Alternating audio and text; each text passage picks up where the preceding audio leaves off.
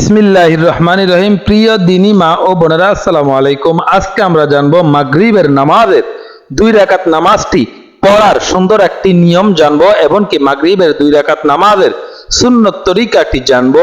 মাগরিবের 2 রাকাত সুন্নত নামাজটি পড়ার সঠিক সময়টি কি, কোন সময়টিতে মাগরিবের 2 রাকাত সুন্নত নামাজটি পড়তে হয়, আজকের আমরা ভিডিওতে আরো জানতে পারবো যে মাগরিবের 2 রাকাত সুন্নত নামাজে মহিলারা বাহু সমান রাখার নিয়মটা কি। এরপর দিয়ে মহিলাদের টাকনুর নিচে কাপড় রাখার বিধানটা কি। এরপর দিয়ে জানবো আজকে আমরা হাতের আস্তিন ঠিক রাখার সঠিক পদ্ধতিটি কি। এরপর দিয়ে আজকে আমরা জানবো যে মহিলারা মাগরিবের 2 রাকাত সুন্নত নামাজ কিভাবে শুরু করবেন। এরপর দিয়ে আমরা জানবো নিয়তের সময় হাত উঠানোর সঠিক পদ্ধতিটা কি। তারপর আমরা জানবো কান থেকে পেট, কান থেকে হাত বাঁধার সঠিক নিয়মটা কি, কাঁধ পর্যন্ত হাতটি বাঁধার সঠিক নিয়মটা কি। আজকের আমরা এই একটি ভিডিওতে জানতে পারবো যে এক হাত দ্বারা আরেক হাতকে ধরার সঠিক পদ্ধতিটা কি। এরপরে দিয়ে জানতে পারবেন রুকুর মধ্যে রুকু করার সঠিক পদ্ধতিটা কি, উভয় হাত হাঁটুর উপরে রাখার পদ্ধতিটা কি, রুকু হতে হাত সোজা রাখার নিয়মটা কি। এই ভিডিওতে জানতে পারবেন সিজদায় যাওয়ার সময় মহিলারা কিভাবে এই 2 রাকাত সুন্নত নামাজের সিজদাটি করবেন, সিজদা অবস্থায় কি করবেন। এরপর দিয়ে সিজদার সময় হাত নিচে নামিয়ে সিনা বরাবর রাখার অশুদ্ধ নিয়মটি এবং কি শুদ্ধ নিয়মটি আমরা আজকে জানতে পারবো। মহিলাদের নামাজ পড়ার সঠিক নিয়ম এবং কি আজকে মাগরিবের 2 রাকাত সুন্নত নামাজ পড়ার যে নিয়তটি, সেই নিয়মটি, এগুলো আমি আজকে আপনাদেরকে শিক্ষা দিব। তাই ধৈর্য সহকারে, ধৈর্য না হারিয়ে আপনারা ভিডিওটি দেখতে থাকুন। সর্বপ্রথম মাগরিবের 2 রাকাত সুন্নত নামাজের নিয়তটি আমরা শিখে নেই। এরপর দিয়ে আমরা একে একে ধীরে ধীরে আস্তে আস্তে আমরা জানতে পারবো মাগরিবের 2 রাকাত সুন্নত নামাজের সঠিক নিয়ম, হাত বাঁধার নিয়ম, বিস্তারিত সকল কিছু জানতে পারবো। সর্বপ্রথম মাগরিবের 2 রাকাত সুন্নত নামাজের নিয়তটি এভাবে করবেন। নাওয়াইতু আন উসাল্লি লিল্লাহি তাআলা রাকাতাই সালাতিল মাগরিবি সুন্নাতু রাসূলুল্লাহি তাআলা মুতাওয়াজ্জিহান ইলা জিহাতিল কাবাতিশ শরীফাতি আল্লাহু আকবার। আমি আবার বলে দিচ্ছি, নাওয়াইতু আন উসাল্লি লিল্লাহি তাআলা রাকাতাই সালাতিল মাগরিবি সুন্নাতু রাসূলুল্লাহি তাআলা মুতাওয়াজ্জিহান ইলা জিহাতিল কাবাতিশ শরীফাতি আল্লাহু আকবার। নাওয়াইতু আন উসাল্লি লিল্লাহি তাআলা রাকাতাই সালাতিল মাগরিবি সুন্নাতু রাসূলুল্লাহি তাআলা মুতাওয়াজ্জিহান ইলা জিহাতিল কাবাতিশ শরীফাতি আল্লাহু আকবার। সর্বশেষ আপনাদের মুখস্থের সুবিধার্থে আমি নিয়তটি আবার আপনাদেরকে বলে দিচ্ছি। নাওয়াইতু আন উসাল্লি লিল্লাহি তাআলা রাকাতাই সালাতিল মাগরিবি সুন্নাতু রাসূলুল্লাহি তাআলা মুতাওয়াজ্জিহান ইলা জিহাতিল কাবাতিশ শরীফাতি আল্লাহু আকবার। আর এই নিয়তটি যে সমস্ত দ্বীনী মহিলারা আরবিতে না পারেন, আপনারা বাংলাতে নিয়তটি এভাবে মুখস্থ করে নেবেন। নাওয়াইতু আন উসাল্লি লিল্লাহি তাআলা রাকাতাই সালাতিল মাগরিবি সুন্নাতু রাসূলুল্লাহি তাআলা মুতাওয়াজ্জিহান ইলা জিহাতিল কাবাতিশ শরীফাতি আল্লাহু আকবার। নাওয়াইতু আন উসাল্লি লিল্লাহি তাআলা রাকাতাই সালাতিল মাগরিবি সুন্নাতু রাসূলুল্লাহি তাআলা মুতাওয়াজ্জিহান ইলা জিহাতিল কাবাতিশ শরীফাতি আল্লাহু আকবার। দ্বীনী মহিলারা, যে সমস্ত মহিলারা এই নিয়তটি আপনারা আরবিতে এবং বাংলাতে উচ্চারণ কোনোটি আপনারা পারেন না, আপনাদের নিজ মাতৃভাষায় আপনারা নিয়তটি এভাবে করতে পারেন। আমি কিবলামুখী হয়ে মাগরিবের 2 রাকাত সুন্নত নামাজ আল্লাহর জন্য পড়ার নিয়ত করিলাম, আল্লাহু আকবার। এই নিয়মে আপনারা নিয়তটি করতে পারেন।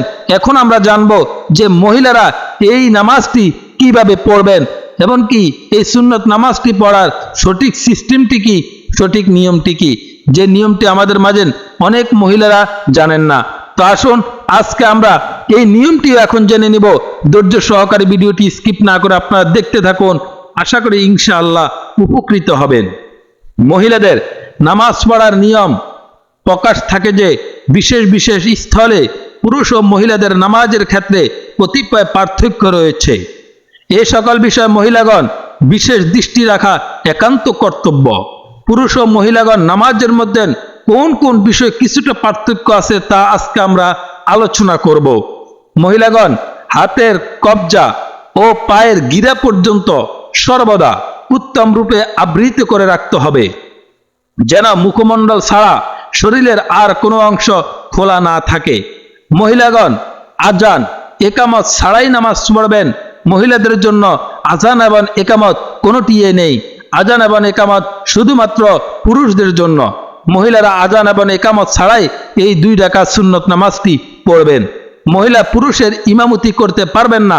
কোনো মহিলা পুরুষের জন্য ইমামতি করতে পারবেন না। মহিলাগণ জামাত করে নামাজ পড়বে না, কেননা তাদের স্ত্রী লোকের জামাত করে নামাজ পড়া মাকরুহে তাহারিমি। এরপর যে বিষয়টি, এই বিষয়টি অত্যন্ত গুরুত্বপূর্ণ। মহিলাদের জন্য ফরজের নামাজ কিছু অন্ধকার থাকতে পড়া মুস্তাহাব। মহিলাগণ সব সময় সব নামাজে সূরা তাকবীর চুপে চুপে পড়বেন। মহিলাগণদের জন্য জুমার নামাজ ফরজ নয়। মহিলাদের জন্য ঈদের নামাজ পড়া ওয়াজিব নয়, তবে ইচ্ছে করলে কোনো মহিলা সেটা পড়তে পারবেন। মহিলাগণ উভয় পা মিলিয়ে দাঁড়াতে হবে, বিশেষ করে উভয় গোড়ালি কাছাকাছি থাকতে হবে। 2 পায়ের মাঝখানে কোনো প্রকার ফাঁকা জায়গা রাখা যাবে না। এখন আসেন আমরা জানবো মহিলাদের নামাজে দাঁড়ানোর সঠিক পদ্ধতিটা কি। মহিলাগণ তাকবীরে তাহারিমা বলার সময় 2 হাত কান বরাবর হাত উঠাবে না, বরং কাঁধ বরাবর হাত উঠাবে।